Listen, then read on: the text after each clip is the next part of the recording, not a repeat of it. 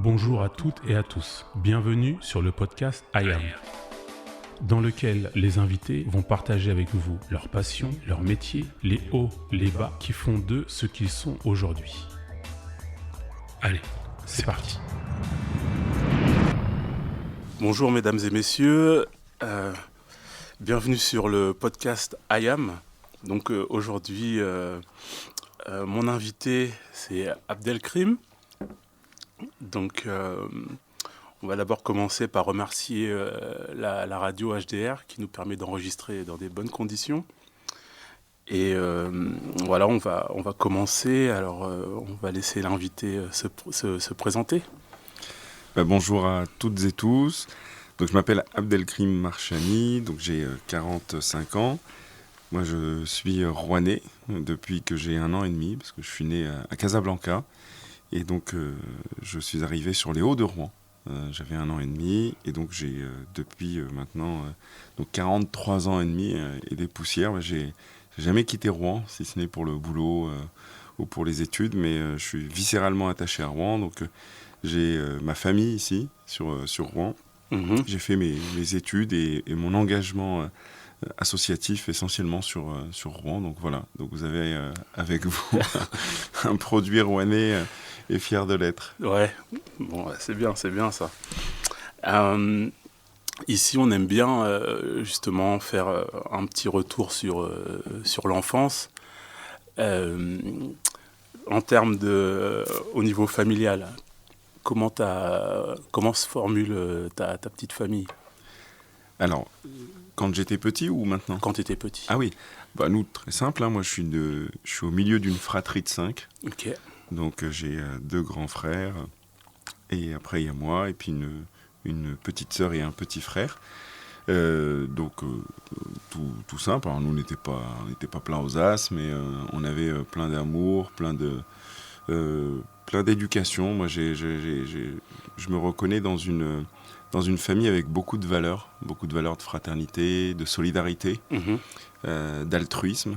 Moi, j'ai un papa et une maman qui ont passé quasiment toute leur vie à être au service des autres. Donc c'était des vrais exemples pour moi.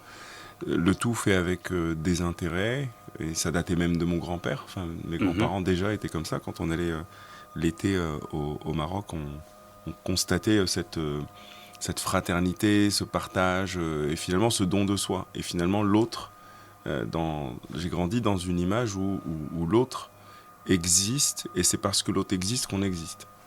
C'est comme ça que moi j'ai grandi, et pour le coup ça m'a beaucoup apporté par la suite, parce que je me suis engagé dans le milieu associatif, j'avais 14 ans je crois, et j'y ai trouvé un goût particulier. Pourquoi ? Parce qu'en réalité, quand on s'engage, on donne. Oui. Et alors, ceux qui ne le font pas pourraient dire « Oh là là, c'est génial ». Mais en vrai, après, c'est un carburant, quoi.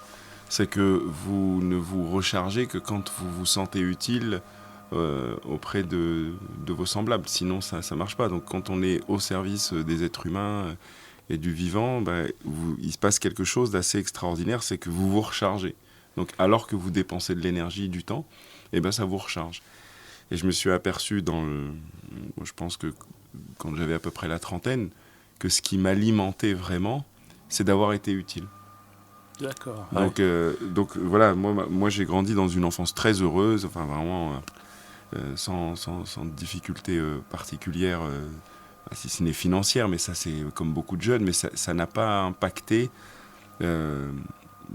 Ça n'a rien impacté, parce qu'on a cette chance d'être dans ce pays qui permet de pouvoir avancer, évidemment pas avec les mêmes armes, mais quand même, il y a des chemins qui existent pour pouvoir pousser, que ce soit les portes du sport, de la culture, les portes de l'école, et essayer d'avancer un maximum, quoi. Donc ça, c'est possible, et c'est ce qui m'a permis, moi en tout cas, de m'éclater et d'avoir une enfance très heureuse. Très bien. Là, tu parlais du sport.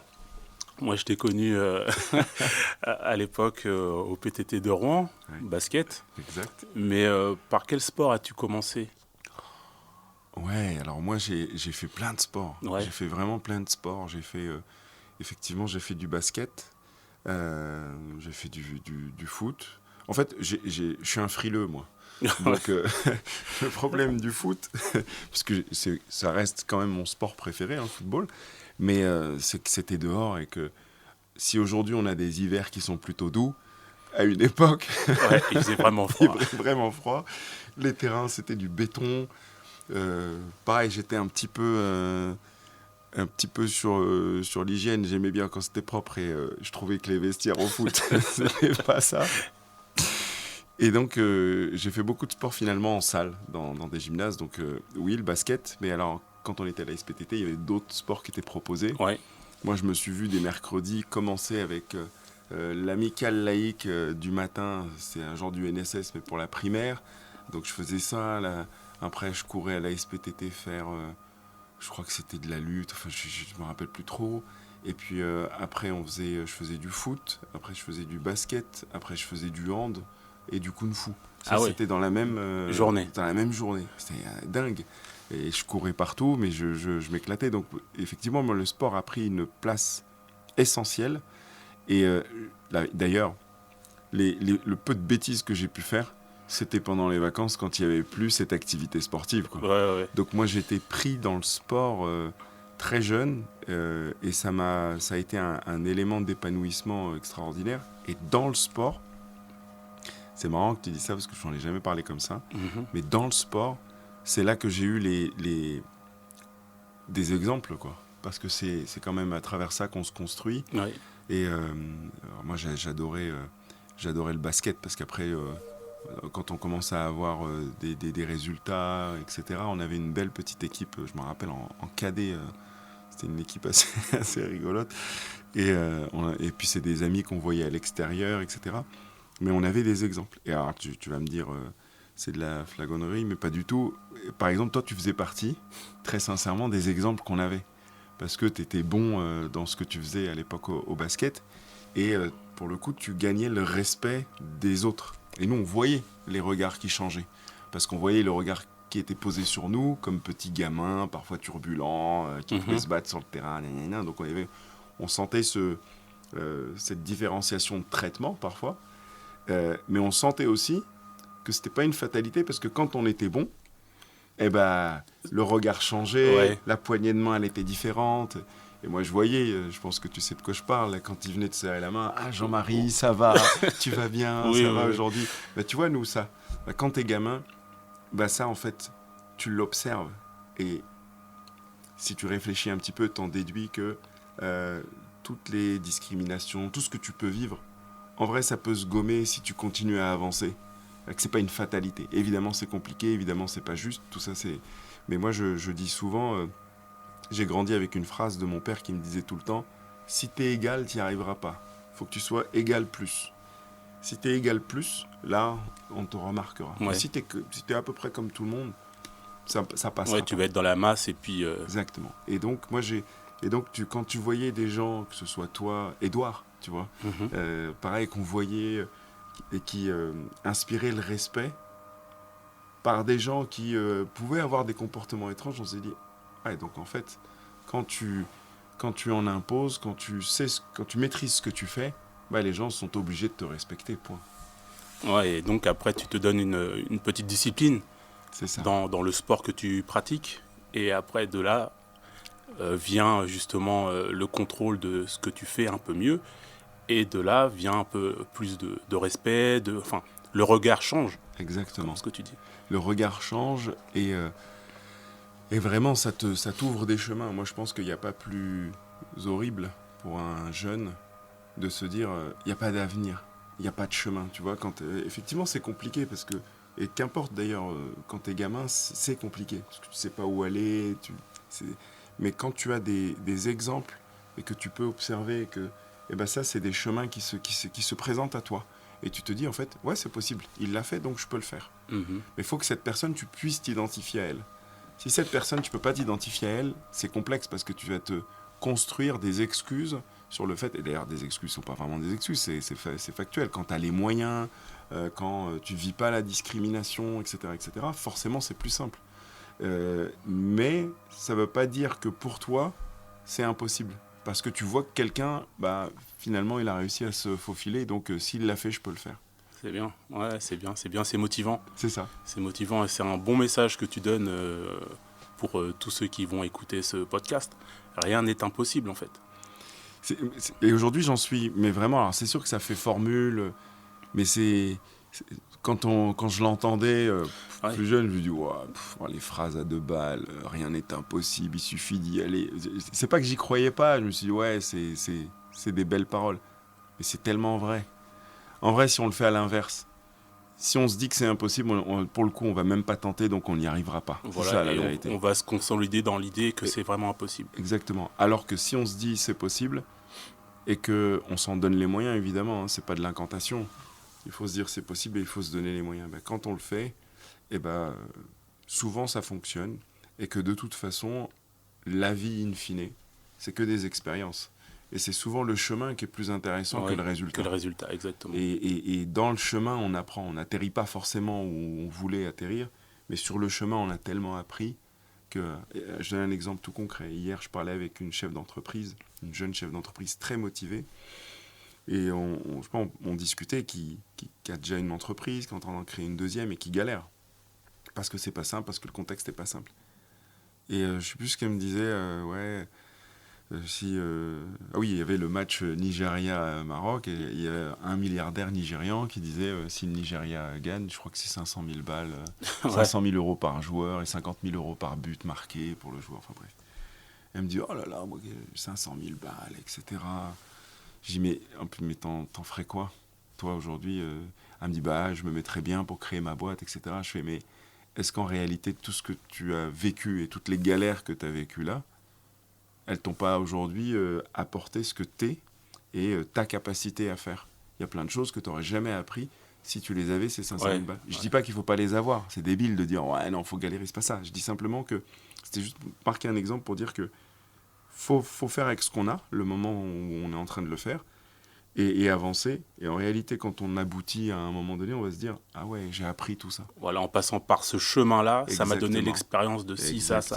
Et ça t'arme en fait lorsque tu rencontres des difficultés ou certaines situations.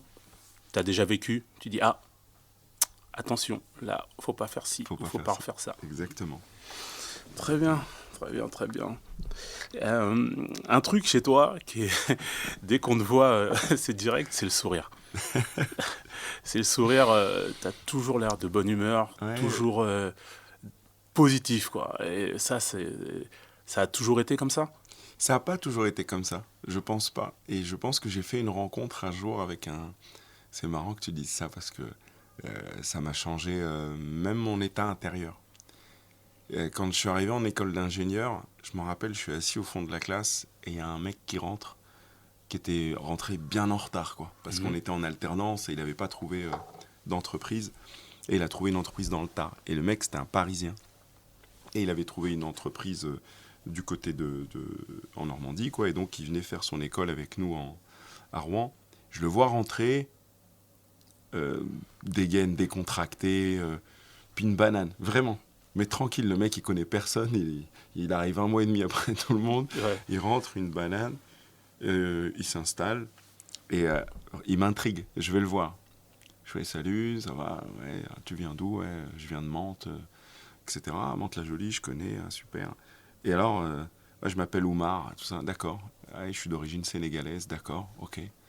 Puis je discute. Et en fait, à partir de ce jour-là, ce mec, on devient inséparables. Et ce mec, il m'a appris un truc que c'est laisser couler, quoi. Ça, c'est un gars qui m'a vraiment appris ça. On était en cours, moi j'étais très revendicatif, très dedans, quoi. Toujours aux aguets, non, faut pas laisser passer ça, faut pas... Et lui, il me dit, toi aussi, laisse, c'est pas grave, c'est rien, ça c'est bidon, ça te... Il me disait tout le temps, ça, tu perds l'objectif avec ça. Toi, tu vas aller là, les mecs, ils te font un petit clin d'œil, tu vas vers lui et t'oublies où est-ce que tu voulais aller. Et donc, pendant 3 ans, j'étais avec ce gars en école.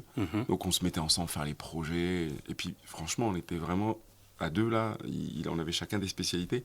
En plus, on se tapait des super notes, ça bossait, c'était sérieux sans se prendre au sérieux. Tu vois, Ouais. c'était top, quoi.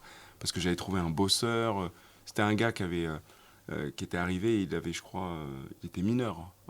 Et en plus, mineur isolé. Tu vois, Ah il est oui. arrivé, il avait un peu de famille, mais c'est un mec qui avait galéré. Mais c'était un gars extraordinairement intelligent. D'ailleurs, aujourd'hui, le gars, wow. Ah ouais. Ouais, il est retourné au Sénégal. C'est devenu un gars très important au Sénégal qui gère plein de projets, etc. Mais donc, il avait. Souvent, ma mère, elle me dit. Elle me dit comment elle appelle ça? Parce que j'essaie de traduire en marocain. Choka. Choka, c'est l'épine. Elle D'accord. dit l'épine qui pique, elle pique depuis toute petite, en fait. Ah oui. Depuis toute Ouais, petite, ouais. elle piquait vraiment. Et lui, c'est ça. C'était quelqu'un qui était smart. Mhm. Et il m'a apporté ce côté laisse couler, quoi.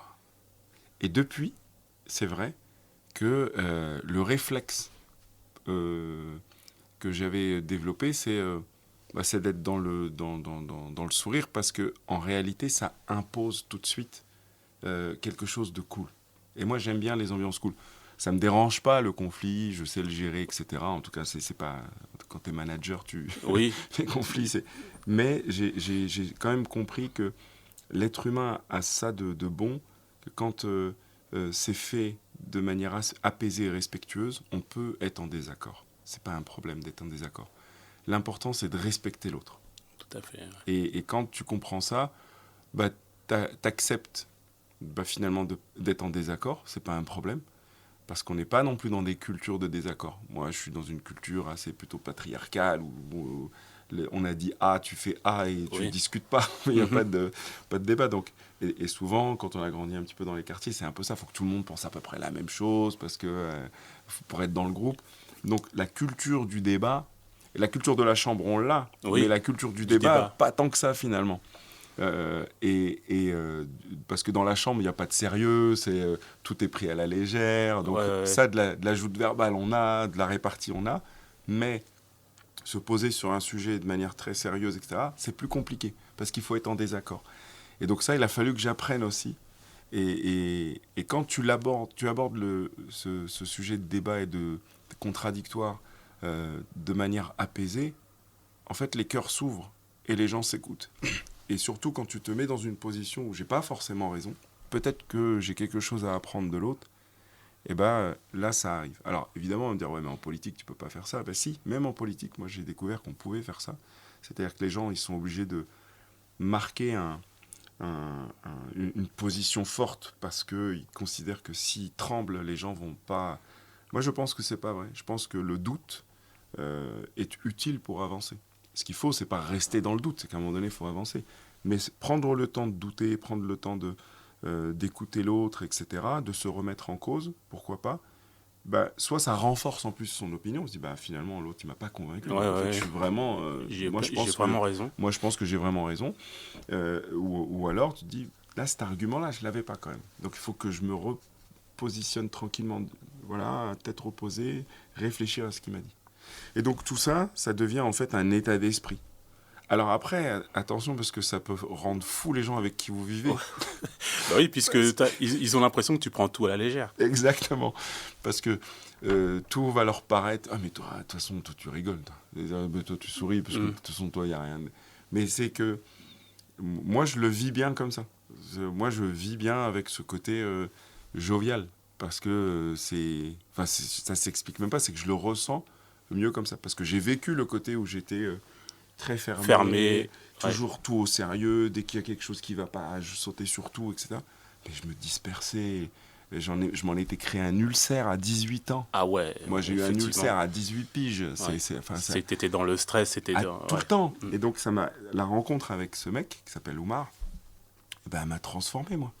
Et puis, alors, il y a lui. Et puis, j'avoue que dans ma vie, la communauté sénégalaise, enfin, vraiment, parce que moi, quand je suis arrivé, alors déjà plus jeune, j'avais plein de potes sénégalais, etc. Mais quand je suis arrivé en études supérieures, j'ai rencontré les étudiants sénégalais par le biais d'un camarade de classe qui était avec moi. Il m'a dit, bah viens, je t'invite, etc. Mhm. Que je connaissais pas. Moi, je connaissais les Sénégalais qui soient Poulard ou Mandjak, ou tu vois, plutôt comme nous, Français, dont les parents étaient issus de l'immigration voilà. arrivée ici, oui. Mais j'avais jamais rencontré de Sénégalais qui venaient du Sénégal Pour leurs études. et pour leurs études. Mais moi en tout cas, ils m'ont apporté énormément. Moi, je raconte toujours cette histoire où je suis invité par ces jeunes Sénégalais qui vivent dans un 9 mètres carrés. Moi, je suis boursier, je râle, je suis pas content, j'en ai jamais assez, je suis pas bien, enfin bref, je suis français, quoi. Et, et je rentre dans leur chambre, et donc ils me mettent sur le lit. T'avais un lit, tu imagines 9 mètres carrés, tu mets un lit, Il reste plus grand-chose. Ils me mettent sur le lit et ils se mettent par terre, mais vraiment. Et moi, j'étais super gêné. Je fais non, venez, tout. Je fais non, on est content, vas-y. Ils étaient, je me rappelle, 4. Et ils me regardaient, ils souriaient. J'étais super gêné. Je fais, c'est quoi? Puis à un moment donné, je me suis dit, même c'est quoi ce traquenard, quoi? Ouais. Ils veulent quoi? Et ils me regardent, ils me font, ouais, c'est la première fois qu'on a un Français qui rentre dans notre chambre. Voilà ce qu'ils me disent. Ils me disent ça comme ça. Sauf que ce qu'ils ne savent pas, c'est qu'ils sont en train de dire à un jeune Français d'origine marocaine qui se cherche qu'il est français, sans bégayer, sans rien. Te balance, c'est la première fois qu'on a un Français. Alors, le réflexe à ce moment-là, parce que je me dis, wow, c'est la première fois de ma vie, moi, qu'on me dit... Qu'on te dit que t'es français. T'es français, c'est la première fois de ma vie. Je te dis, j'ai 20 piges. Hein. Je les regarde, je dis... Ouais, mais je suis marocain un petit peu aussi. Et là, les mecs rigolent. Véridique, ils rigolent. Ils font non, toi, t'es pas marocain, toi. Nous, on les connaît, les Marocains, dans la résidence. Non, toi, t'es pas marocain, toi, t'es français. Et là, c'est vraiment... c'est comme quoi, c'est la vie, parfois, c'est pas... À ce moment précis, je me suis dit, mais... Il y a un truc qui s'est passé. Évidemment pas là, mais il y a quelque chose qui s'est construit. Sur le fait de s'affirmer comme... Finalement, c'est toi qui décides ce que tu as envie d'être, quoi. Et qu'on n'a pas à t'imposer. Et ça m'a aidé à cheminer. Et alors, ces mecs-là, ils bossaient tout l'été. Ils payaient leurs études. Parce que quand tu es étudiant étranger, tu n'as pas les mêmes exonérations que quand tu es étudiant français ou communautaire. Et donc, les gars bouffaient très très peu. Franchement, ils avaient... parfois, ils étaient un petit déjeuner, parce que c'est ce qui coûtait pas cher, un petit déjeuner par jour. Sauf que ces mecs-là, ils étaient tous en bac plus 4, bac plus 5. Et moi, je commençais seulement mes études, quoi. Et je me suis dit, mais alors là, toi, ils t'ont mis sur un lit, ils t'ont accueilli comme un prince. Eux, ils sont mis en bas, alors que c'est eux qui déchirent tout à l'école, parce qu'ils sont déjà bien plus avancés que toi. Ils envoient de la thune au pays, alors qu'ils n'ont pas de bourse, ils vont bosser pour tout l'été à ramasser des fruits, les saisons, saisonniers. Et en fait, donc j'ai vécu une partie de ma vie avec eux pendant mes études. Ça m'a transformé, en fait. Parce que je me suis dit, mais tu arrête de te plaindre et avance, quoi. Ces mecs, ils ont un sourire de dingue, ils avancent, ils sont heureux, ils rayonnent autour d'eux, ils donnaient de leur temps aux personnes qui étaient le plus en difficulté. Quant à ces exemples-là, là, tu revois complètement ta vie et tu te dis, mais en fait, il y a un sens il y avait plus de sens à leur vie qu'à la mienne, tu vois. Alors qu'ils avaient moins de moyens que moi. Et comme je m'étais construit dans une idée qu'il n'y a que les moyens qui te permettaient d'agir, tu vois, il y a quelque chose de biaisé. Ouais, donc là, tu as fait, j'ai fait un reset. Hein, tu t'es dit, non, là... Il y avait un autre modèle qui m'était proposé. Et donc, c'est pour ça que j'ai une reconnaissance vraiment très forte vis-à-vis des étudiants étrangers que j'ai rencontrés lors de mon cursus, quoi. Ok. Justement, tu parles de tes études, ton parcours scolaire. C'est quoi? Alors moi, mon parcours scolaire est très étrange parce que j'étais plutôt à l'aise avec les sciences, moins avec tout ce qui était français. Mais ça allait. Et en fait, j'ai jamais vraiment bossé. Et c'est vrai. Ça a coulé. J'adorais les maths. J'adorais les maths, la physique. J'adorais ça. Et ça coulait. Et puis arrivé jusqu'en seconde, c'était nickel. Et en première, je me suis pris une grosse claque. Une grosse claque. Je suis passé en première S. Et là, j'ai galéré. Et là, j'ai vraiment galéré. Et je manquais d'humilité pour me dire, en fait, faut bosser, quoi. C'est fini, le truc qui glisse tout seul. Ouais. À un moment donné, il n'y a que des gens qui tiennent la route autour de toi dans ta classe. Il faut bosser. Et j'ai manqué d'humilité parce que je réussissais, donc c'était pas possible que je réussisse pas, quoi. Et que si je réussissais pas, c'est l'école qui était nulle, c'est tout. Mais moi, j'étais trop fort. Et alors, j'ai ce recul maintenant, mais sur le moment, je comprends pas. Je me rappelle, un jour, je rends une copie, j'ai tout bon. Et la prof, elle me met 5 sur 20, la prof de maths. Et elle me dit, ça va pas. Je dis, mais si, j'ai tout bon. Elle me dit, oui, mais c'est pas la méthode qu'on a étudiée. Je dis, ouais, mais ça, c'est le résultat, j'ai bon. Donc, moi, je comprends pas pourquoi vous m'enlevez 3 points par exercice sur les 5 points, quoi. Sur les 5 exercices, ça va pas. Et elle me dit, je vous répète, moi, j'évalue une méthode que je vous enseigne. Vous m'avez juste répété la méthode que vous avez appris en seconde, on est en première. Et moi, je la regarde dans les yeux, hein, je dis, ouais, mais j'ai bon. Et donc, j'ai réussi. Vous m'avez posé une question, j'ai répondu à la question. Elle m'a dit, j'ai évalué une connaissance que vous n'avez pas. Comme ça. Ah ouais. Et moi, donc là... je suis rentré en opposition vis-à-vis d'elle, de manière assez débile. Parce qu'elle avait complètement raison. Et si tu veux, c'est construit un truc de, ouais, c'est n'importe quoi, c'est prof. Tu vois, il y a un truc... Tu es rentré en conflit avec l'école, quoi. Je suis rentré en conflit. L'éducation. Et donc, j'ai galéré. Mais galéré en me disant, c'est pas grave, allez, je passe en terminale, je vais le claquer, le bac. Et ça s'est pas passé comme ça. Parce qu'à un moment donné, quand tu cumules trop de lacunes, tu n'y arrives pas.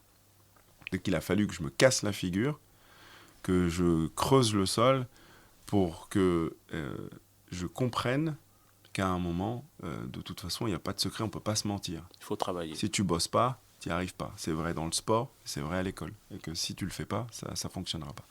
Et donc j'ai retravaillé de manière plus sérieuse. Et donc, j'ai réussi à avancer. Donc, moi, j'ai fait une école d'ingénieur ici, locale. Je fais un IUT. Ensuite, j'ai fait l'école d'ingénieur du CESI en alternance. Et donc, voilà. D'accord. Ok. Donc, tu es sorti ingénieur ? C'est ça. Ok. Exactement. D'accord. Et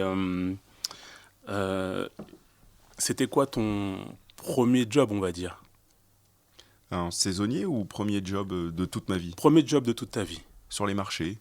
Ouais, sur les marchés. J'avais 15 ans, je crois. Ouais, 14 ans. Et j'allais sur les marchés parce qu'en fait, on avait une copine, sa mère travaillait dans les marchés. Mm-hmm. Et donc, on allait la voir. Et puis, je me suis aperçu qu'il y avait des gamins qui bossaient, quoi. Et tu sais, qui vendaient, etc. Et donc, j'avais été voir les gars. Je disais, ouais, voilà, moi, ça m'intéresse. Et donc, il m'a dit, ok, demain matin... on va te chercher à 4h30 chez toi. Je lui dis, mais c'est fini les marchés à 4h30 ? Il me dit, non, mais pas 16h30, 4h30. Je dis, ah, le matin ? Ouais, le matin. Et donc, il venait nous chercher. Je pense que c'était dans des trucs frigorifiques. On allait chercher le matos, c'était loin. Mm-hmm. Et après, on revenait. Et puis, en fait, on arrivait tôt le matin. Il faisait froid, il fallait... mettre l'étalage, t'arrives, c'est la place est vide. Si tu veux, ça paraît évident, mais moi je l'ai vécu, c'est un truc de dingue. T'as que dalle, tu sors tous les trucs, tu les emboîtes, tu mets l'étalage, tu mets les planches de bois, enfin bref, tu mets les prix. Tu montes le stand et tout, puis après Après, il te dit, allez, va voir les prix des autres. Et tu prêtes à ta feuille, ton stylo, puis tu notes le prix de tomate, tu fais à combien.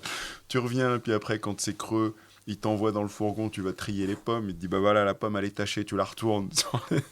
Et donc, je faisais ça. J'ai fait ça pendant les vacances. Bon, c'était pas beaucoup payé, hein. Je trouve on payait 50 francs.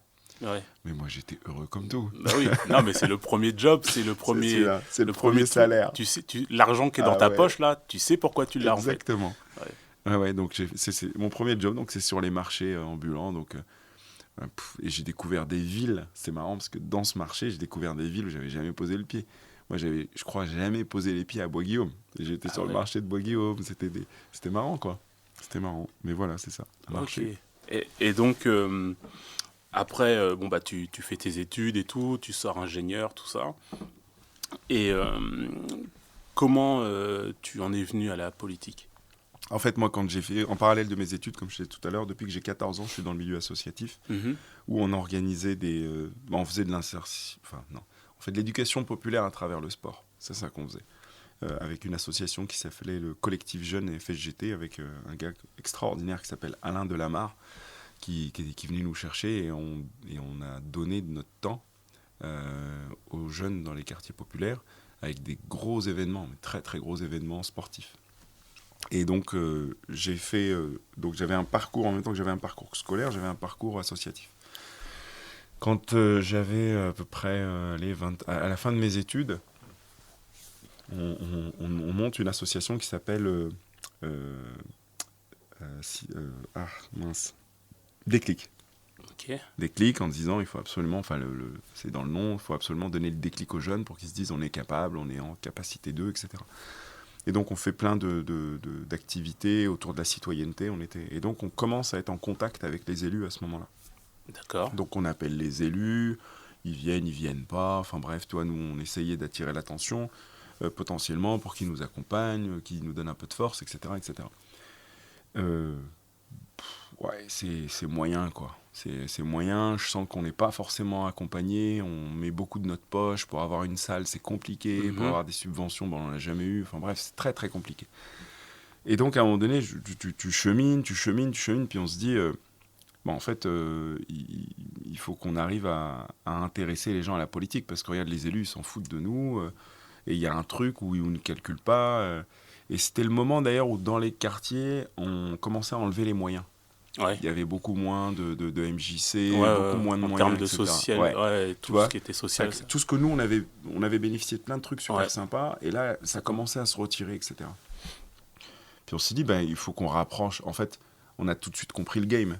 C'est qu'on pèse pas, parce que la population vote pas. C'est ça, en fait, le truc. C'est comme la population, on est dans des populations qui ne votent pas, donc on n'est pas intéressant parce qu'on n'est pas une force politique, dans le sens où... il n'y a pas de poids, vous n'avez pas de poids. Ouais. Donc, comme on n'a pas de poids, donc on s'est dit, avec un petit groupe de copines et de copains, on s'est dit, venez, on va monter un truc où on va parler politique. Comme ça, on va sensibiliser, puis comme ça, on va essayer de se faire rencontrer les élus avec une population en fait, qui ne s'intéresse pas à ça, et peut-être qu'il va se passer quelque chose. Donc là, tu avais quel âge, là, à peu près ? Là, on monte ça, j'ai, je crois, pour pas te dire de bêtises, 28 ans. Okay. Ouais, c'est ça, après mes études, quoi. Ouais, c'est ça, 28, 29 ans. Donc on monte ça, et donc on crée un club de réflexion politique, clairement. On se dit, on va aller créer un club de réflexion politique qu'on appelle le club Essel. Pourquoi ? Parce qu'à à ce moment-là, Stéphane Essel, le grand Stéphane Essel, sort un petit bouquin, Indignez-vous. Un tout petit bouquin que je conseille à tout le monde. Et c'est un concentré de mobilisation, de sensibilisation à l'engagement extraordinaire. Et on se dit, en fait, on ne peut pas s'appeler autrement que le Club Essel. Je me rappelle, c'est un des gars qui dit, on va s'appeler Essel, le Club Essel. Et avec ça, et donc on avait trois axes. Un, c'est inciter les gens à voter. C'est le plus important. Deuxième axe, deuxième étage de la fusée, c'était pousser les gens à s'investir dans toutes les instances décisionnelles, parents, profs, parents élus, dans les syndicats. Enfin bref, bougez-vous partout où vous pouvez vous représenter les citoyens et peser, c'est important. Et puis le troisième étage de la fusée, c'était un genre de mini Sciences Po où on allait apprendre, pour ceux qui étaient intéressés, à s'engager politiquement dans les élections. On va vous apprendre quelles sont les institutions, quelles sont les compétences d'une ville, d'un département, d'une région. Fallait qu'on apprenne, on ne connaissait pas. C'était compliqué, qui fait quoi, qui gère quoi. Et donc on a commencé à faire ça, et on a commencé à créer des débats avec les élus pendant les élections. D'ailleurs, c'est là que j'ai connu Nicolas Meyer-Rossignol, en 2015, pendant les élections régionales. Avec le Club Essel, on fait un débat, et puis il vient présenter. C'est là que la première fois qu'en fait je l'écoute vraiment et que je discute avec lui. Et donc comme ça jusqu'en 2016. 2016, là, on se dit ça va pas, il y a rien qui, ça matche pas, il y a quelque chose. Et on se dit en fait, en réalité là, il faut qu'on se prenne en main. Et donc avec quelques-uns, on s'est dit mais en fait arrêtons de dire aux gens présentez-vous, mobilisez-vous. Déjà nous donnons l'exemple quoi. Et donc à ce moment-là, on crée l'éveil citoyen. On se dit allez, on y va. Et puis on va se donner envie en fait d'aller voter lors des législatives qui vont arriver, on va se dire, au moins, et moi je me dis, au pire, on a 10 voix, mais on s'en fout. Ouais. Au moins, on aura été au bout du truc et on aura poussé une porte. Ça va pas. Et là, je t'ai pas dit, mais en 2000, alors je crois que c'était 2014, je fais une mini-expérience sur la liste d'Yvon Robert. On vient me chercher en 2013 parce que j'étais actif en tant qu'acteur associatif pour travailler sur, sur le programme. Et bon, on fait le truc, la campagne, Yvon Robert est élu, mais moi je suis très très loin dans la liste, mais je suis société civile si tu veux. Et en fait, je vois le truc de l'intérieur. C'est-à-dire que c'est une machine. Il y a les élections, puis après, il y a les postes, et puis en fait, toi, tu n'as rien. Là, tu vois vraiment comment ça se passe. Dans le cœur du réacteur. Ouais. Donc j'étais dedans, j'ai vu comment ça se passait, comment ça s'articulait, les faiblesses, les forces de tous ces mouvements. Tu vois, tu commences à apprendre et à sentir les choses. Et c'est grâce à cette expérience que derrière, je me dis, en fait, on a vu comment ils ont fait. Enfin, c'est pas compliqué. Candidat, tu prends. Et donc, on l'a fait. Vraiment, on a dit, voilà, il faut de l'argent. Donc, on a budgétisé. Je me rappelle à l'époque, je crois que c'était 16 000 balles, un truc comme ça. On s'est dit, ça coûte 16 000. Donc, on s'est dit, 16 000, c'est 16 fois 1000. Donc, il faut que 16 personnes nous donnent 1000 balles. En plus, si c'est plutôt. En plus, ils payent que 333 € en vrai, parce que tu peux, pour ceux qui payent des impôts. Enfin, bref, tu vois, on prend une équipe de 3 avocats qui bossent et qui nous disent... En fait, on avait un réseau et on s'est dit, mais avec notre réseau, on a tous fait des études. En fait, on n'a pas besoin d'un parti, quoi. On y va. Et on a construit la candidature et les citoyens là-dessus. Et donc, on s'est lancé. On a loué un local à Saint-Sever. Et en plus, pour la petite histoire, pour nous, c'était la rive gauche. Tu parles, le local, il était sur... T'as une appendice comme ça qui rentre dans la troisième circo, et en fait qui est de la première circo, un découpage tout chelou. Et puis finalement, on était dans le cœur de la troisième circonscription. Mais en fait, il y avait la rue Saint-Sever, c'est la première circo. Par contre, l'île Lacroix, c'est la troisième circo. Donc tu vois, c'est un découpage. Ah oui. Enfin bref. C'est particulier. Ouais, c'est assez particulier. Mais on fait la campagne. Là, on vit les attaques de l'intérieur, c'est-à-dire dans le milieu politique. Moi, on m'attaque personnellement. Alors, ça a commencé par c'est du communautarisme. Et puis, petit à petit, en fait, on était hyper diversifiés. Donc là, ça n'a pas matché, quoi. Donc, les gens voyaient bien. Je me rappelle, on avait plein de gens. En fait, on était divers, quoi. Ouais. Mais c'est vrai qu'on était plutôt jeunes, et plutôt que des jeunes. Mais, et quand tu dis divers c'est-à-dire en socio-ethnique. Oui. Tu vois, il y avait des blancs, il y avait des arabes, il y avait des noirs, donc pour le coup, ils ne pouvaient pas nous dire, ouais, vous êtes un truc d'arabes et de noirs entre vous, quoi. Parce que c'était un peu l'attaque. C'est, oui, mais eux, ils sont communautaires. En fait, il fallait nous discréditer, parce que c'est le jeu, quand tu n'as pas d'idée, et puis en plus, tu viens de nulle part, et puis attends, on se présente quand même à l'époque face à... Et je réalise aujourd'hui ce qu'on était en train de faire. On s'attaque à la législative. C'est le truc... Normalement, c'est que les boss qui se présentent aux législatives. C'est pas à toi, tu viens de nulle part. En fait, non. Et donc, moi, je me rappelle, à ce moment-là, il y a aussi Macron qui commence à créer son mouvement. Et on me dit, ouais, ça serait bien que tu prennes l'investiture, etc. Puis au début, on dit non. Non, en fait, on ne sait pas. Puis moi, je sais pas, je sentais pas ce truc-là. Ça sentait l'auberge espagnole. Il y avait plein de gens de droite et de gauche qui commençaient à se foutre dedans. Je dis, c'est bizarre. Tout le monde va là-bas parce qu'il y a une bonne hype. Je sais pas, je le sens pas. Et on vient, on me dit, oui, mais il n'y a personne sur la troisième. Et je me rappelle même de mon ami Siracila qui me dit, écoute, on m'a demandé d'aller sur la troisième. Vu que tu es sur la troisième, moi, j'irai pas. Moi, je m'opposerai pas à toi. Donc, je leur ai dit non. Et c'est pour ça qu'en fait, quelque part derrière, elle atterrit sur la quatrième et qu'elle gagne. Mais et je l'en remercie parce que tu vois, il y avait vraiment cette sincérité d'engagement que je pense qu'elle a toujours eue. Et donc, on se présente. Et alors qu'on se fait attaquer, alors qu'on fait une super campagne, franchement, on arrose, mais le territoire est énorme. Boissel, Petit-Quevilly, Saint-Étienne-du-Rouvray, Sotteville-les-Rouen, Rouen-Rive-Gauche. Donc là, vous êtes présent sur le terrain, vous êtes... On est présent, on mobilise, ça bouge, et on fait ce qu'il faut. Et il y a 13 listes. 13 listes, c'est énorme. Ça fait beaucoup. 13 candidats. Donc là, les pourcentages, ils se partagent, tu vois. On a même... Enfin, bref. Et finalement, on fait un score. Nous, on considère que c'est nul. Je crois que de mémoire, c'est 3,9%. Tu vois, on fait pas pour nous les 5% qui nous permettent de rembourser la campagne. Ouais. Tu vois, que ça a coûté... Les fameux 5%. Ouais, qui m'ont quand même coûté du pognon, mais bref. Et Mais on nous avait prédit à peu près une centaine de voix. Pour te donner un exemple, sur cette élection, l'ensemble de la droite rassemblée, à l'époque c'était Jonas Haddad qui était parachuté ici pour pouvoir choper enfin là je pense qu'il voulait juste peser. Il me dit je ferai 12, 13, ouais. Bah, il avait fait 5%. Ah ouais, et L'ensemble de la droite. Ouais. Et nous on avait fait 3,9. Donc on avait fait un peu plus de 1300 voix, etc. Et ce qui s'est passé ce jour-là, j'ai compris en fait que le respect, tu vois ce que je te disais sur le regard, le respect tu le gagnes dès lors que tu as un poids politique. Et depuis ce jour, mon seul et unique combat en politique, c'est d'expliquer aux gens qu'ils ont tous un pouvoir. Tu vois, avant-hier soir, on était à Grammont, on a fait une réunion publique là-dessus pour expliquer aux gens que tant que vous ne votez pas, vous n'existez pas au mieux. Et en réalité, on peut vous utiliser. C'est-à-dire qu'on peut te cracher dessus. Et c'est ce qui se passe. Aujourd'hui, les idées d'extrême droite crachent sur les gens qui vivent dans les quartiers populaires, sur les gens en difficulté, etc. Et en réalité, ça n'a pas d'incidence parce que ces gens ne votent pas. Et il y a un truc qui est absolument vicieux, c'est que les gens disent ça ne sert à rien de voter. Parce qu'en fait, les gens confondent vote et signature. Parce que quand tu vas voter, tu vas signer. Quand tu signes, tu témoignes que tu t'es exprimé. Après, le vote, il t'appartient. Mais tu as témoigné que tu as voté. Et ce témoignage-là, tout le monde le scrute.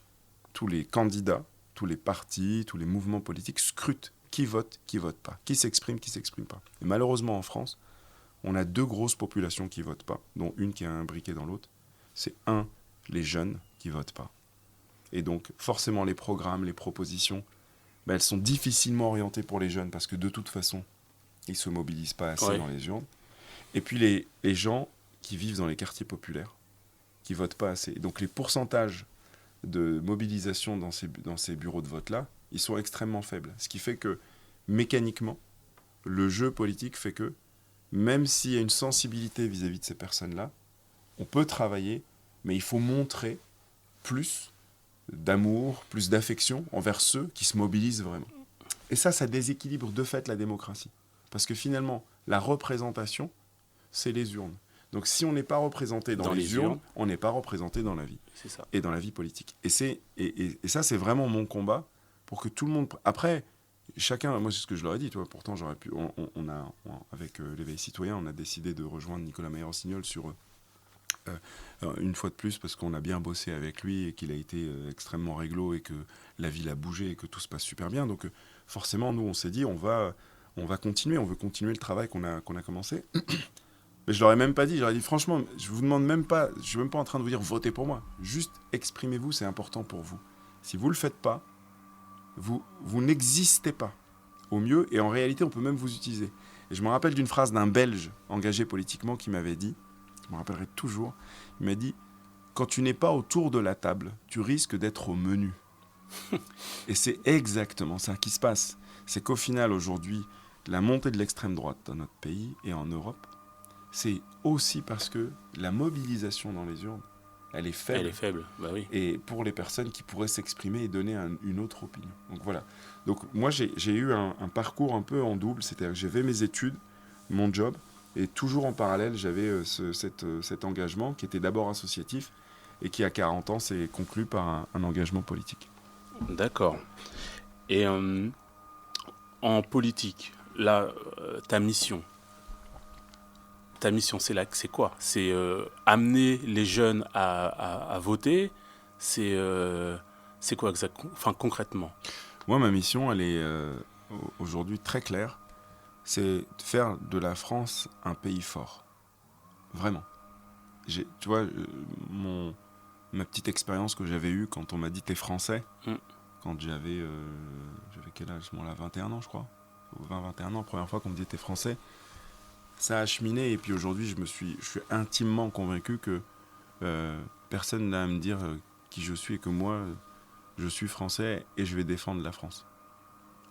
Et défendre la France, ça veut dire défendre la France dans sa diversité, dans ses spécificités. Tu vois, j'aime bien ce son de Diams, ma France à moi. Mm-hmm. Et en fait, il y en a qui essayent d'imposer une France fantasmée qui n'existe pas. Et que pour moi, en réalité, c'est encore plus vrai aujourd'hui où le monde est vraiment torturé et que ça part un peu dans tous les sens.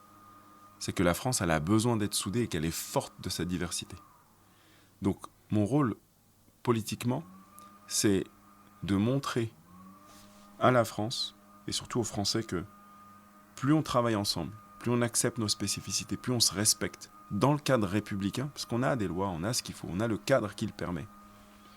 Dans le cadre laïque, si on travaille ensemble, personne ne peut nous bouger.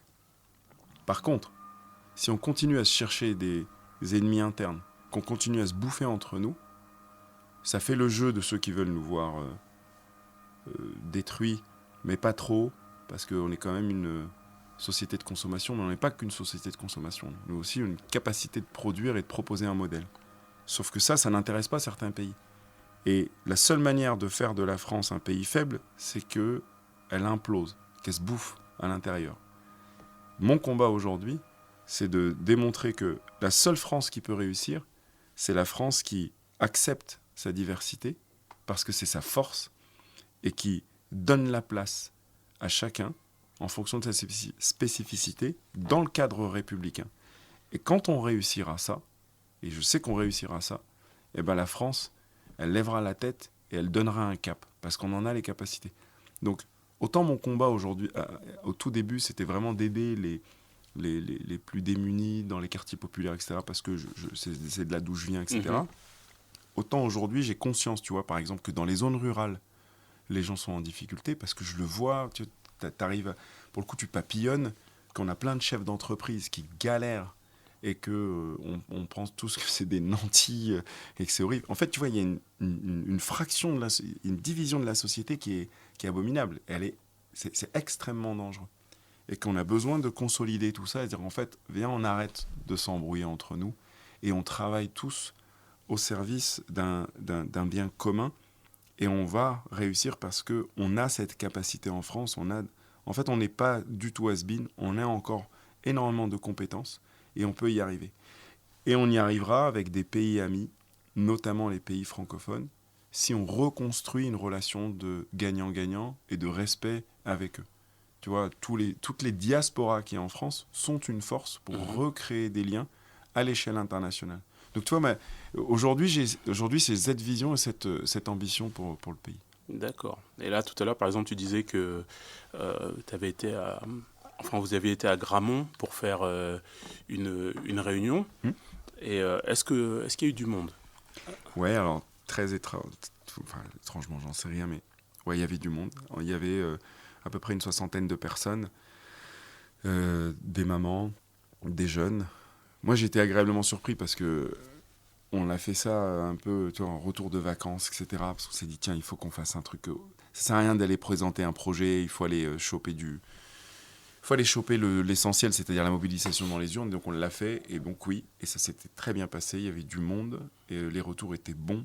Les gens ont compris, et les gens nous ont même dit, pourquoi vous n'êtes pas venus nous le dire avant? Moi, je leur ai dit, mais moi, ça fait longtemps que je le dis. Mais c'est pas simple.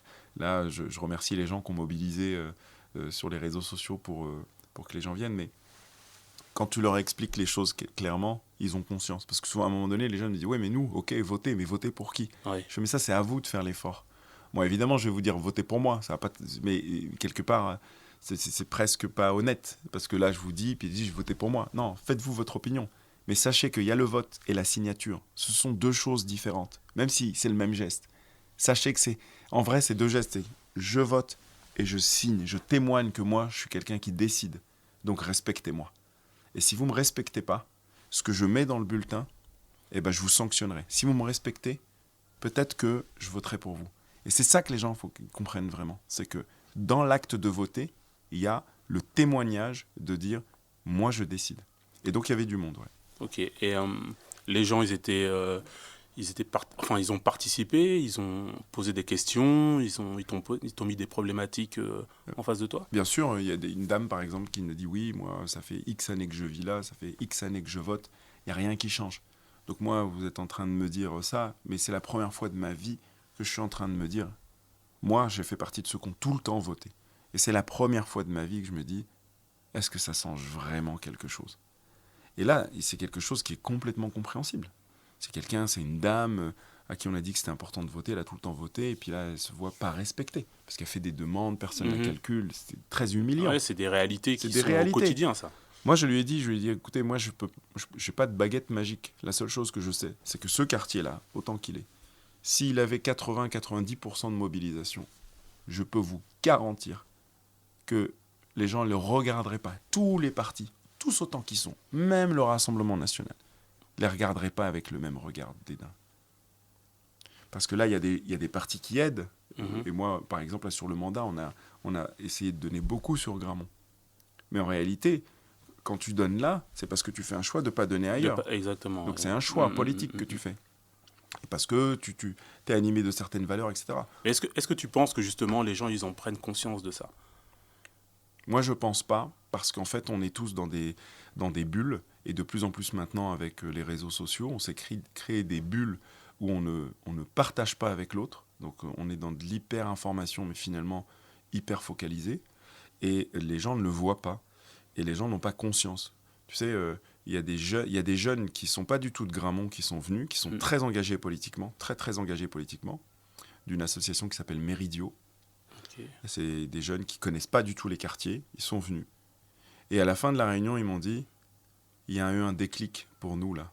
Merci, parce que déjà c'est un public qu'on ne voit jamais, c'est un public qu'on pense connaître parce qu'on le voit à la télé, mais on ne le connaissait pas. Et il y a quelque chose qui se passe. Donc tu vois, et c'est finalement, quand tu mets les êtres humains les uns avec les autres, avec le sourire, avec le respect, et qu'on prend le temps de s'écouter. Exactement, ça c'est important. Et bien derrière, il y a des choses qui se passent parce qu'il y a une relation humaine, parce qu'il y a de l'empathie, c'est naturel. Et là, on construit ensemble. Et c'est ce qui s'est passé. Et cette dame-là, à la fin, elle me dit, oui, il ne faut pas qu'on lâche. Je dis, oui, il ne faut pas lâcher, parce que si vous ne votez plus, là, c'est un abandon. Bah, là, c'est déjà que vous aviez l'impression de ne pas exister, mais là, vous allez complètement disparaître. Ah oui. Et donc là, tout à l'heure, tu disais que cette réunion, vous l'avez préparée vraiment sur le tard et tout, mais je vois que tu es très actif sur les réseaux sociaux et tout. C'est toujours très dynamique, toujours le sourire et tout.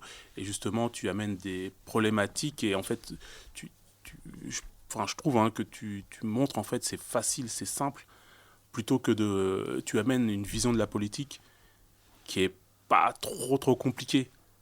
Donc tu vulgarises le truc. Comment tu te sers des réseaux sociaux? En fait, je vais faire une confidence. Ce qui m'a poussé à... Parce que c'est compliqué. La politique, c'est un monde où, plus que mouiller le maillot, il faut vraiment se mettre à nu. Et il faut accepter de se voir. C'est pas simple. Moi, je suis d'une culture discrète. Moi, mes parents passaient leur temps à me dire, chicane, tranquille, faut pas faire de bruit, c'est pas... faut pas se faire remarquer. Faut pas se faire remarquer, tranquille. Et c'est compliqué parce que moi, par exemple, pour les élections législatives, voir sa tronche sur toutes les affiches, c'est super dur en fait.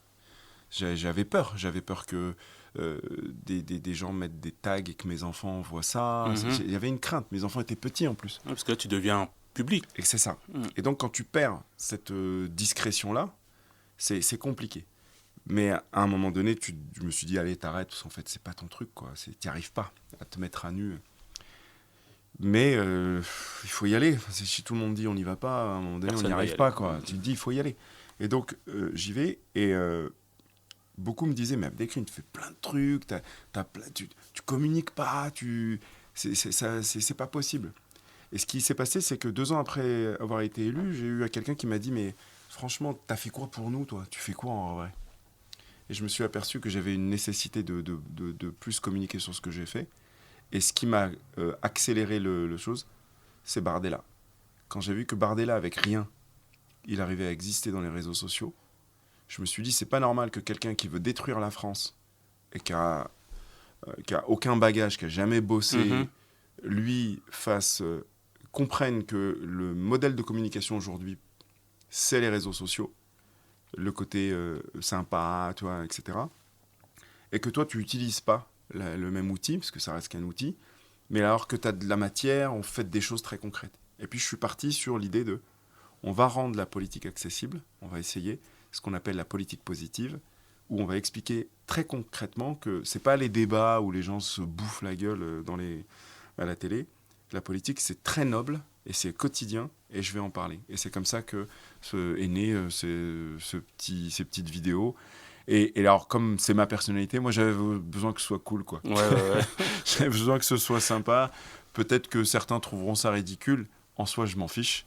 Moi, ce qui m'importe, c'est que le message passe, à savoir, on peut faire des choses en politique parce que c'est important et parce que c'est comme ça qu'on bouge les choses. Et puis, je précise bien à chaque fois que c'est pas que les politiques, c'est que tu prends des décisions, mais en réalité, c'est tout un écosystème qui se bouge, quoi. Ouais, en plus, c'est des choses concrètes dont tu Exactement. parles, c'est des choses Exactement. Qui se sont vraiment faites et qui se font réellement. Tout à fait. Donc c'est pas mal. Je vous invite à aller à écouter. D'ailleurs, où est-ce qu'on peut te retrouver Moi, c'est simple. Moi, je suis sur Insta et Facebook, parce que de toute façon, ils sont reliés. Et sur TikTok, c'est Marchani76. Donc, sur les réseaux sociaux, c'est là-dessus que je communique le plus facilement, quoi. J'ai jamais été très sur Twitter X, mais j'y vais plus du tout parce que c'est que de la haine. Et c'est pas mon mindset, quoi. Ouais, c'est ce qu'on disait depuis tout à l'heure, hein, la positivité. Ouais. Moi, c'est pas un truc qui m'attire, les trucs, ça m'attire pas, en fait. Moi, les gens, quand ils m'arrachent en commentaire, c'est très rare, voire jamais je réponds, parce que déjà, c'est des trolls. C'est une personne qui a 5-10 comptes et qui veut vomir sur toi pour te discréditer. Le Rassemblement national est extrêmement organisé, la fachosphère est extrêmement organisée pour donner l'impression, et puis pour communiquer très, très négativement. Moi, je leur donne pas... cette opportunité. Non, j'ai juste pas le time, quoi. Donc oui, on disait que tu étais très organisé, très désorganisé, très présent sur les réseaux sociaux et sur le terrain aussi. Et en termes d'événements, manifestations, qu'est-ce que tu... Là, tout à l'heure, tu nous as parlé du rassemblement, la réunion que vous avez fait à Gramont. Oui. Et est-ce que tu peux me parler d'autres manifestations que vous avez réalisées et qui ont eu de l'effet? On a vu, par exemple, tu sais, dans les grands débats, quand à un moment donné, Macron avait lancé les grands débats, nous, on savait pas s'ils allaient... Bon, on a vu qu'au final, il en a rien fait, mais s'il allait l'utiliser ou pas. Mais tu vois, dans notre état d'esprit, de faire parler les gens entre eux, de sortir les gens de la télé, puis de se poser et discuter, on s'est dit, en fait, il faut le faire. Et donc, on a fait les grands débats, et ça s'est super bien passé. On l'a fait à la Lautoile. Donc, on a toujours cette volonté de créer des événements où les gens se rencontrent et discutent. Moi, je suis un fan de l'Espagne. Je passe souvent mes vacances là-bas. Et tu sais pourquoi ? Parce que les Espagnols, ils sortent et ils échangent, ils partagent. Tu vois, et ça, c'est vachement important. Et alors, souvent, on dit oui, c'est parce qu'il fait beau. Ouais, mais moi, j'étais en Galice, j'ai bossé en Galice, donc à Ferrol. Je peux te dire que pareil, les gens se retrouvent dans un bistrot, en bas de chez eux, ils discutent. Et la relation humaine, elle est essentielle. En France, on perd trop ça. Et donc, il faut créer ces lieux de partage et ces lieux d'échange où les gens se voient et partagent, échangent. Tu sais, les réseaux sociaux, ils se cachent et ils s'allument comme jamais. C'est de la lâcheté. Alors que quand tu es face à la personne, tu vas faire preuve quand même de plus de mesure, plus de retenue. Et ça va créer une relation humaine. Donc, nous, notre objectif, c'est de créer des lieux, des instants où on partage. Donc là, on a fait ça sur Gramont. On va faire... le 20 janvier sur les Hauts-de-Rouen, et puis on essaiera d'en faire une autre aussi sur le boulevard d'Orléans. D'accord. Et est-ce qu'il y a un projet que tu as soutenu ou qui a abouti, et donc pour lequel tu es fier? Ouais, plusieurs. Alors déjà, vis-à-vis de l'éveil citoyen, c'était des lieux remettre dans les quartiers des lieux, des centres culturels, sociaux, etc. Et donc c'est ce qui a été fait pendant le mandat. Là, il y a eu sur le Châtelet un qui a été redynamisé, et c'est top. Il y a le Malraux, le centre Malraux qui bouge un peu mieux, même si c'est pas parfait, n'empêche que ça va mieux. Et puis sur Gramont, il y a le centre social qui va être bientôt en construction. Donc tu vois, c'est toujours ces lieux où on rassemble, où les gens se voient, etc. Il y a aussi sur la sécurité, nous on avait sur la problématique qui était naissante, ou pas, j'en sais rien, mais en tout cas sur Saint-Sever, il avait commencé à avoir des problématiques. Donc on s'était dit, nous il faut absolument qu'il y ait plus d'activité, plus d'animation sur Saint-Sever, et il faut un poste de police. Et donc là, tu vois, Nicolas Maillard-Rossignol c'est pas que nous, mais lui aussi a eu l'idée. Et donc, en tout cas, on est très content que ça arrive. Parce que ça permet aussi de redonner de remettre la République vraiment au milieu, tu vois, parfois des situations difficiles. Et pour les habitants, pour les commerçants, c'est important. Après, il y a eu toutes les actions qu'on a menées. Par exemple, Zora Hamimi, sur tout le mandat, avec l'éveil citoyen, elle s'est occupée de toute la problématique des migrants. Donc elle a fait un boulot de dingue sur la problématique et sur l'accueil des migrants, comment on les accompagne, etc. C'est vraiment un sujet d'humanité et de fraternité qui est essentiel. Et on est fiers aujourd'hui à Rouen de dire que nous, on est un territoire accueillant et qu'on se bat pour accueillir les migrants. Moi, j'oublie pas quand mes parents sont arrivés, quel accueil leur a été fait, etc. Tu vois. Et c'est important de ne pas oublier, parce que c'est une force pour la France. On est en train de dire qu'on a plus de morts que de naissances, et après on se dit, on veut accueillir personne. C'est débile. Ouais. Tu vois, c'est pas la France que je veux. Mais c'est lunaire, enfin, c'est n'importe quoi. Et puis les entreprises qu'on a réussi c'est pas que moi, mais à installer, je comprends une seule, parce que toi tu es conducteur, c'est Ibusco.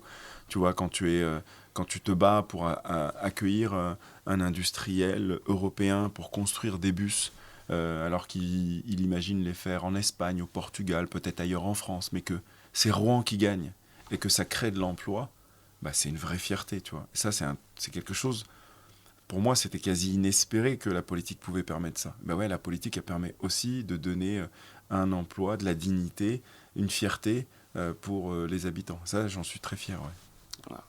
Chapeau, bravo. Et à contrario, est-ce qu'il y a des projets que tu as soutenus et qui malheureusement n'ont pas abouti? Bah c'est ce que je te disais juste avant, c'est-à-dire qu'autant dans les quartiers populaires on a beaucoup avancé, autant moi je reste convaincu que par rapport aux besoins c'est insuffisant. Mais c'est parce que c'est une problématique aussi de moyens. C'est-à-dire qu'il faut qu'on travaille beaucoup plus au service de ceux qui sont le plus en fragilité. Pour une seule raison.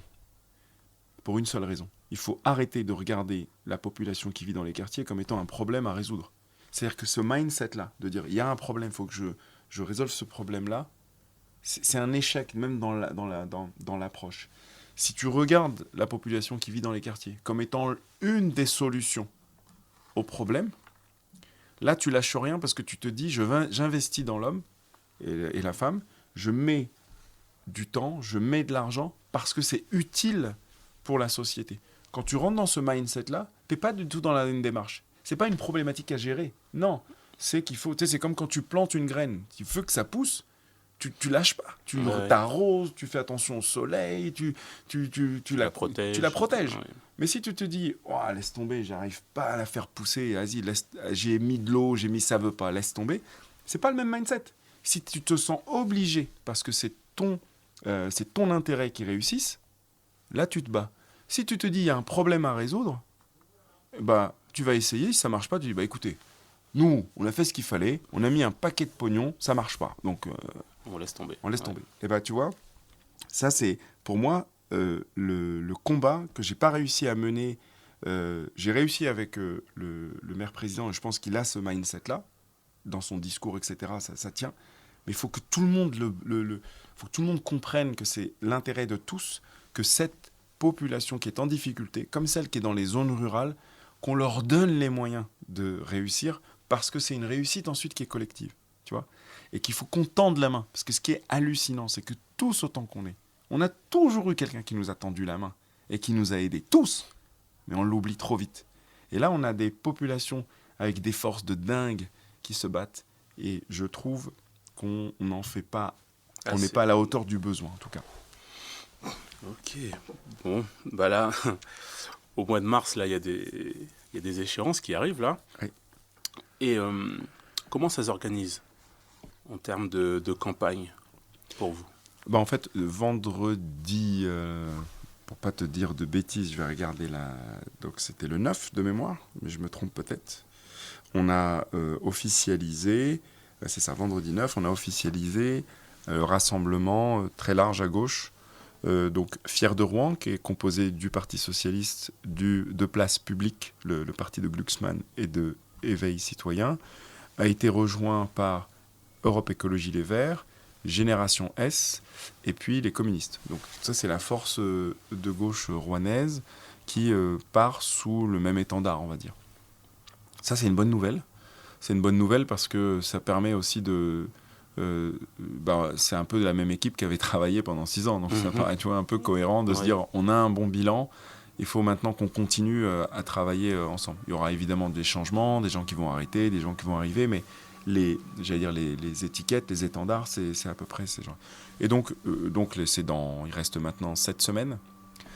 C'est pas gagné, même si c'est une bonne force. Il faut y aller, il faut gagner largement. Il faut gagner largement parce qu'en face, on a le Rassemblement national. Donc on a l'extrême droite qui fera un score, je pense, parce qu'il y a une population que je dénigre pas, qui pense trouver à travers l'extrême droite une solution, parce qu'ils passent leur temps à mentir et à tromper les gens, donc les gens y croient.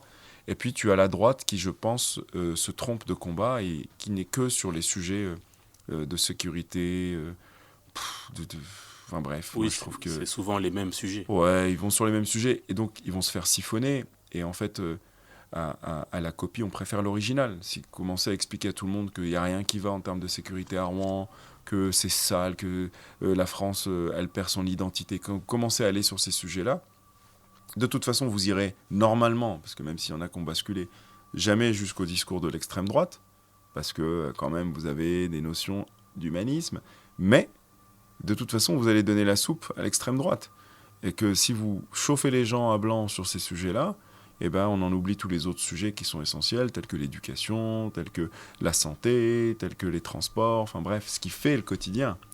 Donc ça ne tient pas. Donc on a une campagne qui est plutôt, je pense, aujourd'hui sur le bilan, qui est positif, qui est bon, pas parfait, mais en tout cas qui a fait transformer Rouen.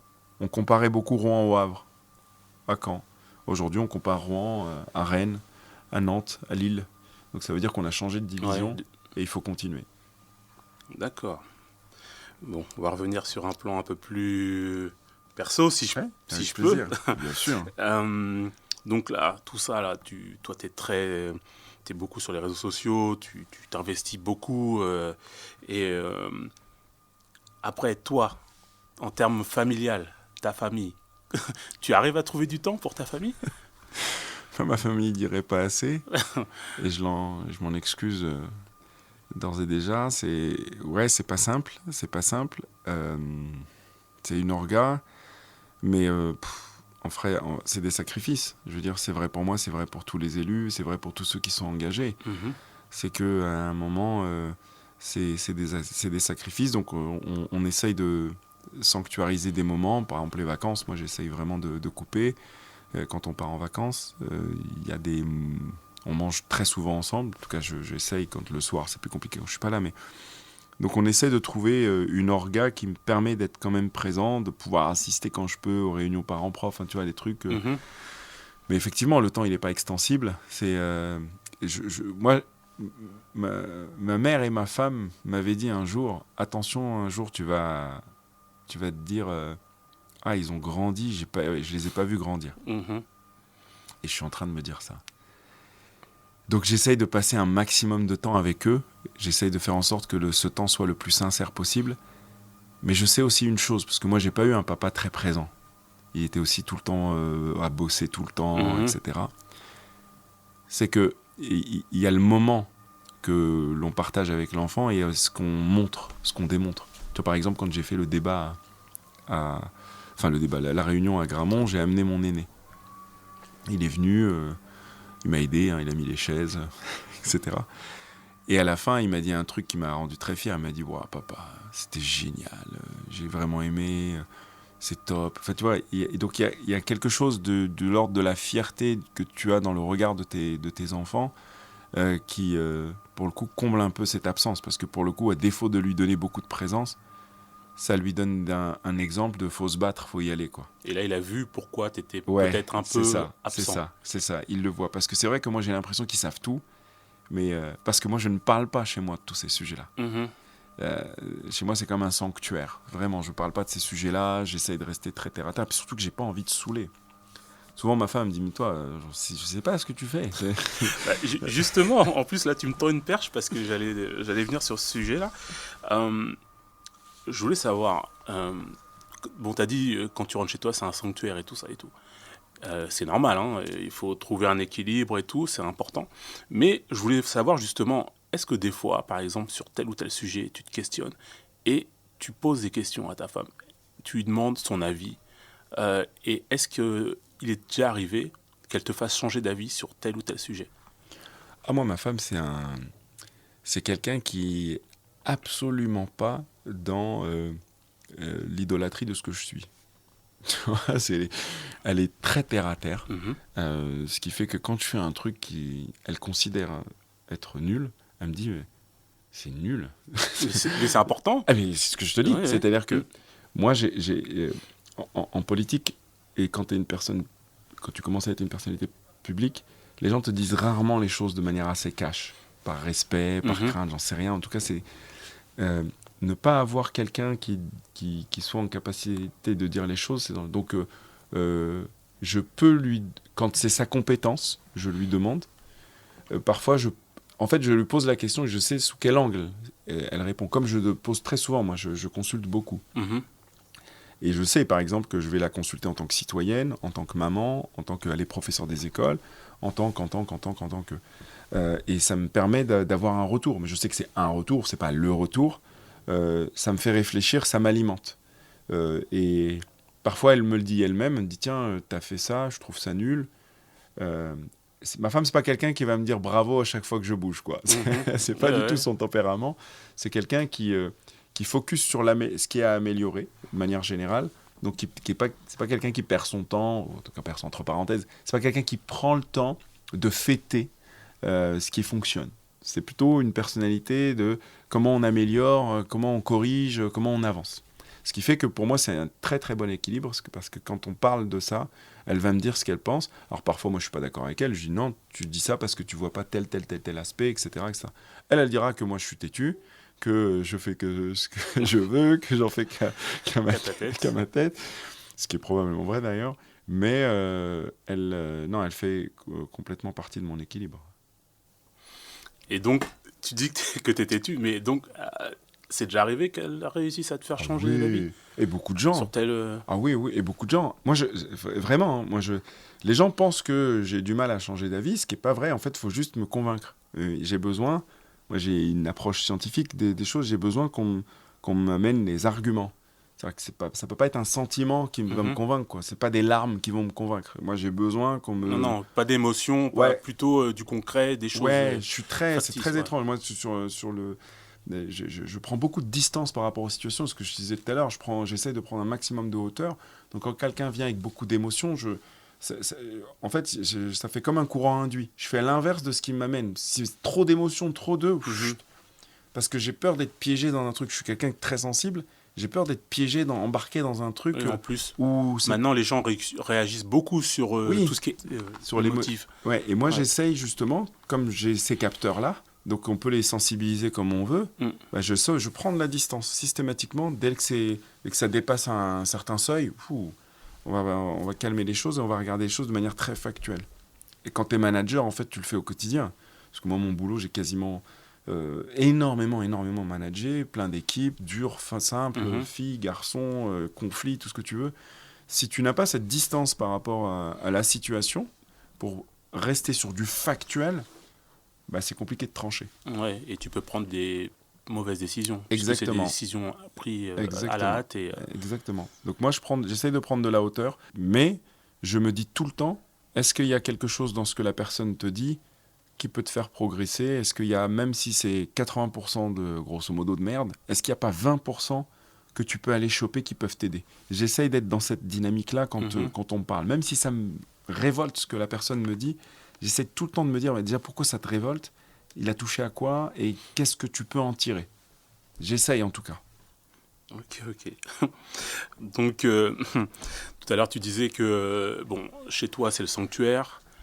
Tu fais le max pour partir en vacances et puis rester en famille et tout ça et tout. Donc tout ça, c'est bon pour ton équilibre.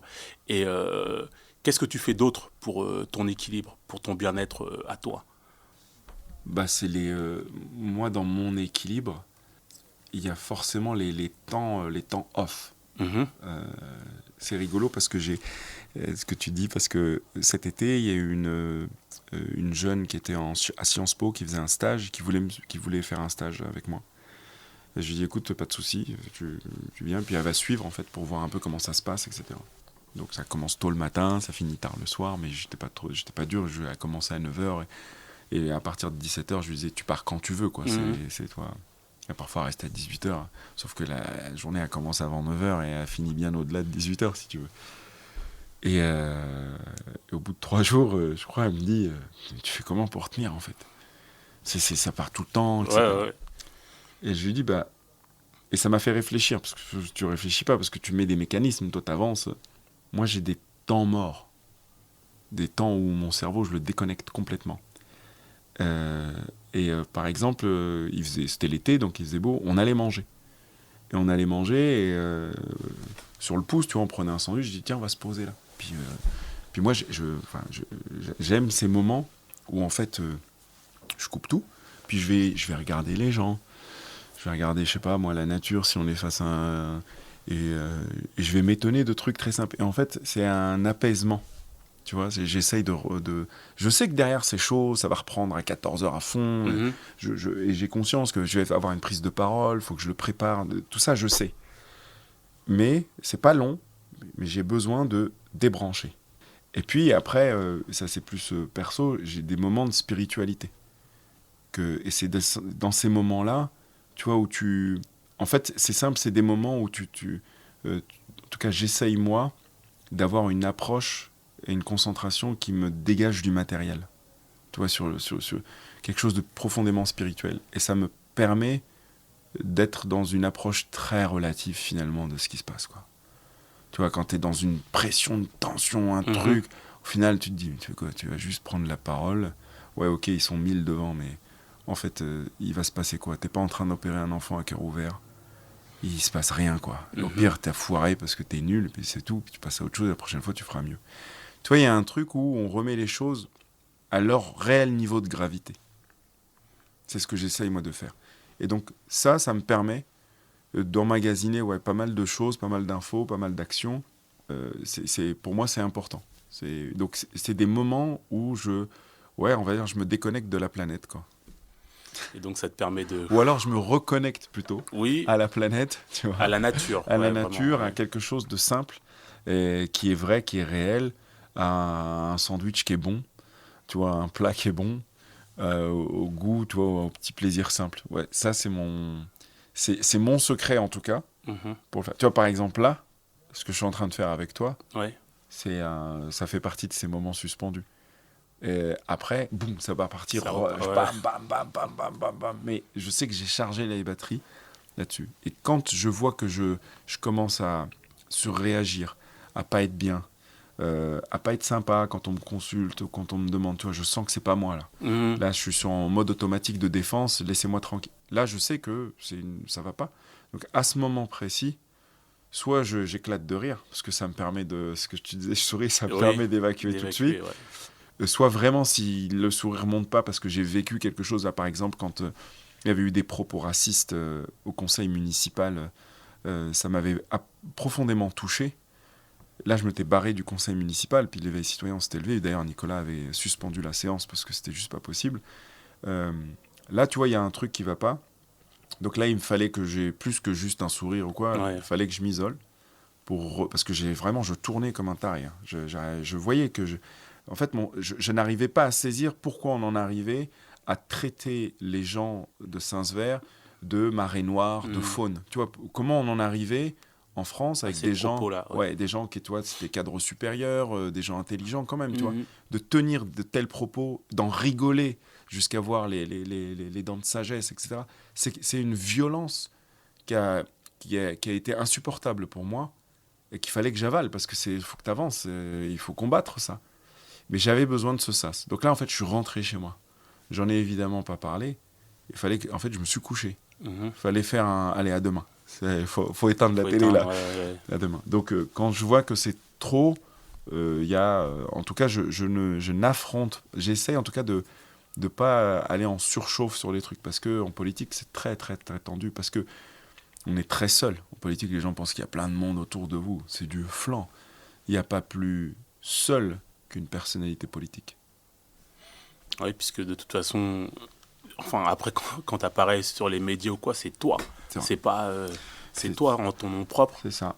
Et puis le groupe, oui, il y a un groupe, mais il y a aussi une compétition entre les gens. Donc chacun se dit, ouais, si c'est lui. Même quand tu es dans la même équipe, ouais, si c'est lui, c'est pas moi. En fait, tu as ce truc que tu peux retrouver d'ailleurs en entreprise ailleurs. Mais politique, il y a quand même quelque chose d'assez... c'est que le droit à l'erreur, il n'est pas admis. Ce que j'essaye, moi, de contester. C'est-à-dire, moi, je dis, bien sûr qu'on peut se tromper, on peut foirer, et puis on peut même ne pas savoir, et c'est pas grave, en fait. Comme disaient les jeunes, c'est OK. Ouais. Ok. Bon, bah écoute, on a fait un petit peu le tour. Est-ce qu'il y a un sujet ou quoi que tu voudrais aborder? Ouais, peut-être un. Ouais. C'est Moi, j'ai une bonne nouvelle. Ouais, j'ai même une très bonne nouvelle. Moi, j'ai eu cette chance de gérer l'enseignement supérieur de la recherche et la vie étudiante. Et je connais bien enfin bien parce que je fréquente, il m'intéresse, le milieu des quartiers populaires. Je connais bien le milieu des étudiants, mais je ne suis plus étudiant, tu vois. Donc finalement, il y a longtemps, il y a un peu plus de 20 ans, et ça m'a replongé dans ce milieu-là. Et la jeunesse que j'ai côtoyée, que ce soit dans les quartiers et ou au sein de l'université, parce qu'il y a aussi beaucoup d'étudiants dans les quartiers, elle me donne une patate, une foi en l'avenir assez extraordinaire.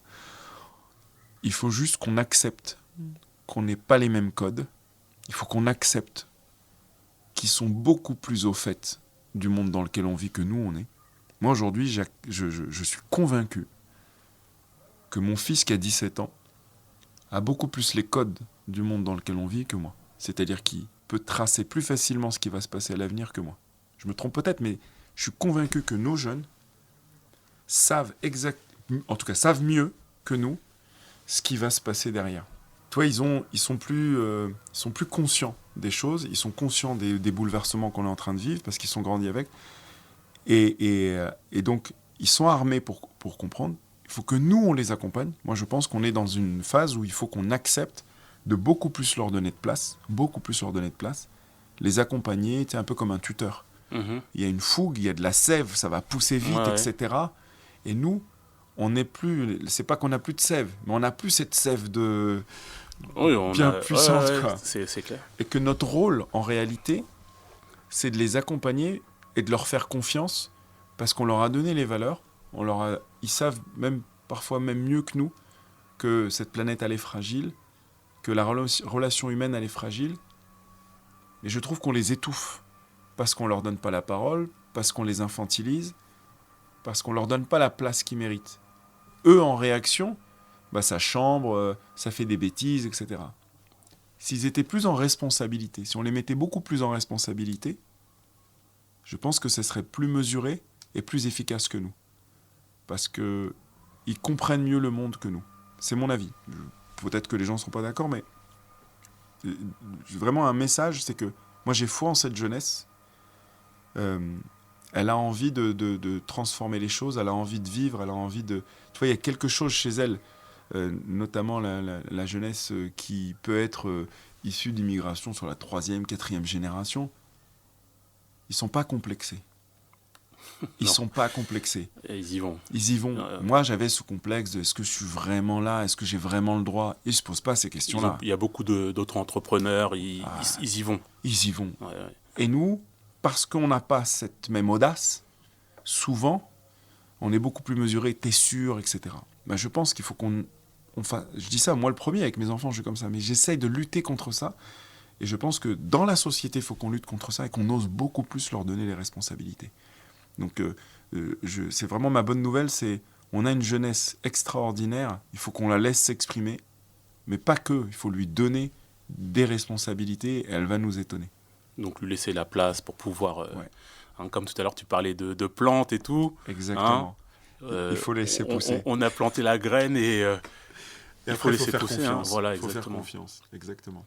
Ok, Abdel, écoute, c'était un très très bon podcast. J'ai beaucoup aimé cet échange. Et qu'est-ce qu'on peut te souhaiter pour l'avenir? L'avenir proche, l'avenir un peu plus lointain. À moi personnellement. À toi personnellement. La santé, très sincèrement. Parce que je vois autour de moi beaucoup de gens malades et on a beau avoir toutes les idées du monde, etc. Quand on n'a pas la force de les mener, que mes enfants réussissent. Parce qu'au final, même en politique, même ce que vous voulez, au final, il reste que ce qui reste, c'est vos proches, quoi. Donc, mes enfants, ma famille, ça c'est quelque chose, c'est une valeur importante pour moi. Et il faut me souhaiter de pouvoir voir cette France qui se transforme dans le sens positif du terme, à savoir accepter qu'elle a une force, accepter sa force, et pas la prendre comme une défiance, sa force qui est sa diversité. Et que si vous pouvez me souhaiter de le voir de mon vivant, bah ce serait top, quoi. Eh bien écoute, on te souhaite tout ça. Merci beaucoup d'avoir participé au podcast IAM. Merci à toi de cette invitation. Je pense que tu le réalises pas, mais c'est un vrai honneur pour moi de faire cette interview avec toi, parce que tu as fait partie des gens qui ont, ce que j'ai dit tout à l'heure, c'est vraiment sincère, tu as fait partie des gens, tu n'es évidemment pas le seul, mais qui ont construit mon idée que rien n'est impossible, il suffit de bosser. Donc je te remercie. Merci beaucoup, c'est gentil. Merci à toutes et à tous d'avoir écouté le podcast IAM, et à la prochaine fois. À bientôt. Ciao. Bonjour à toutes et à tous. Bienvenue sur le podcast IAM, dans lequel les invités vont partager avec vous leur passion, leur métier, les hauts, les bas qui font d'eux ce qu'ils sont aujourd'hui. Allez, c'est parti.